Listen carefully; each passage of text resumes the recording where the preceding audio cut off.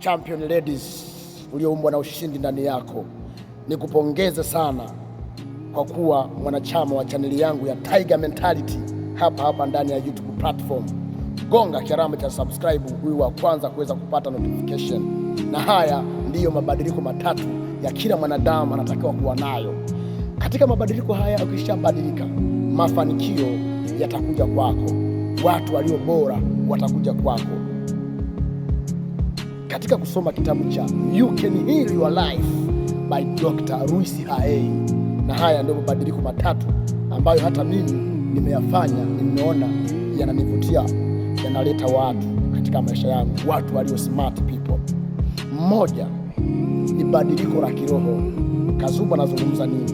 Yaani, kama umeamua kubadilika, kama umeamua kumpenda Mungu wako kulingana na imani yako, ukampenda na kusoma maandiko matakatifu, ukayasoma kwa bidii kila siku chapter 2, kila siku chapter 2, kusoma consistency, kuanzia labda kwa mfano nataka kusoma kitabu cha Agano Jipya kuanzia mwanzo hadi Mathayo mtakatifu hadi huko kitabu cha Ufunuo, mwanzo hadi mwisho, kila siku. Badiliko la kiroho.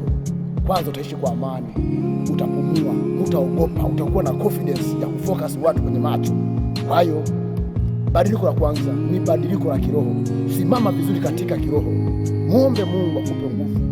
Maana ukishamuomba Mungu, Mungu naye anakupa nguvu, unakuwa na nguvu za ajabu katika maisha yako. Kwa hiyo hakikisha unakuwa na badiliko, spiritual strength. Simama vizuri, utakuwa hodari na ushujaa kama Yoshua anavyosema. Badiliko la pili, badiliko la akili.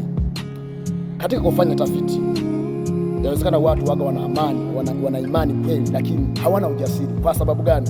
Wamekosa badiliko la kiakili. Yaani wewe kama wewe unasoma vitabu, yaani kama wewe unasikiliza audio, una mentor wako anakushape. Usishie tu kutazama motivation speakers kama mimi hapa bila kuchukua hatua ya kwenda kusoma vitabu. Hapana, leo unaponiona mimi nazungumza hivi, maana yake nina knowledge mbalimbali, ninasoma vitabu mbalimbali, zaidi ya vitabu kama 15 nimeshasoma na bado naendelea kusoma, kwa sababu vinanishape mimi akili yangu, namna gani ninavyoongea, namna gani ninavyozungumza kwa mipaka, kuzimudu hisia zangu, kuhakikisha unakuwa na change your mindset. Utakuwa unazungumza mtu tofauti na watu watakuja kwako. Hilo ni badiliko la pili ambalo unatakiwa kuwa nalo. Badiliko la tatu na wewe kuwa nalo ni badiliko la kimwili, yani physical strength. Fanya tu mazoezi kidogo kidogo, usiende gym kidogo kidogo, kila siku consistency. Hapa na kutolea mfano wa Denzel Washington. Denzel Washington anakuambia commitment will give you start, but consistency will give you finish.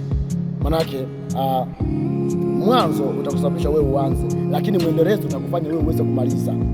Fanya mazoezi kidogo kidogo, mwisho wa siku utaanza kuwa mtu tofauti. Hata James Clear anaandika katika kitabu chake cha Atomic Habit, kidogo kidogo tu, namna gani ya kuweza kuvunja tabia mbovu na kuweza kujenga tabia imara. Niishie hapo. Mimi ni Dr. Kazuba Paulo, influencer, mtaalamu wa saikolojia pamoja na mahusiano. Niko hapa Duse, Dar es Salaam, Tanzania. Chris Mauki is my role model. Ubarikiwe sana, umenishape na nazidi kushapika kwa kusoma vitabu mbalimbali. Natamani siku moja tukutane na tuzungumze. Naweza kunitafuta kwa namba yangu ya 0629597192 kwa ajili ya ushauri zaidi. Siku njema. That is who I am.